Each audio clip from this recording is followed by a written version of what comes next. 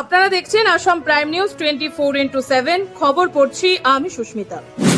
Deer boys ক্লাবের উদ্যোগে গুণীজন সংবর্ধনা ও পুরস্কার বিতরণ।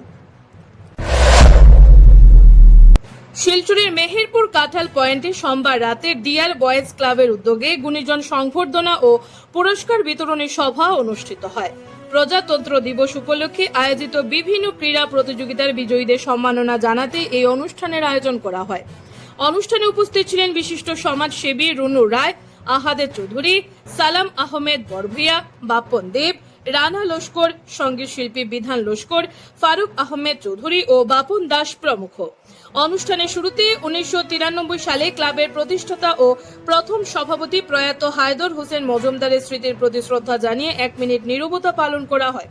পরে কয়েকজন গুণীজনকে সংবর্ধনা প্রদান করা হয়। সংবর্ধনা শেষে প্রজাতন্ত্র দিবসে অনুষ্ঠিত সাইকেল দৌড়, লম্বা দৌড় সহ বিভিন্ন ক্রীড়া প্রতিযোগিতায় বিজয়ীদের হাতে পুরস্কার তুলে দেন অতিথিরা।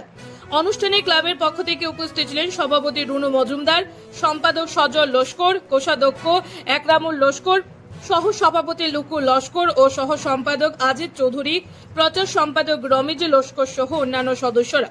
ক্লাবের সূত্রে জানানো হয়েছে, প্রজাতন্ত্র দিবসে অনুষ্ঠিত প্রতিযোগিতার পুরস্কার কিছু সমস্যার কারণে তখন বিতরণ করা সম্ভব হয়নি, তাই পরিবারের সংবর্ধনা অনুষ্ঠানের সঙ্গে পুরস্কার বিতরণ সম্পন্ন করা হয়।